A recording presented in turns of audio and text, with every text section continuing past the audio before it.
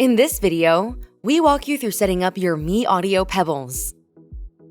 To begin, remove the protective film and return the earpieces back into the case. Next, plug the case into a powered USB port. It will take about 2 hours to fully charge. Once charged, open the case to automatically enter pairing mode.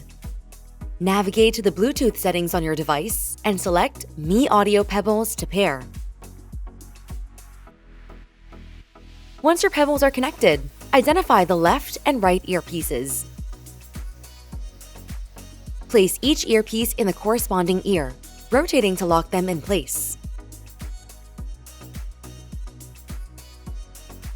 Your Pebbles come equipped with touch controls located at the center of each earpiece.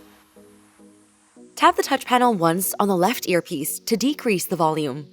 Tap the touch panel once on the right earpiece to increase the volume. Tap the touch panel twice on either earpiece to play or pause your audio.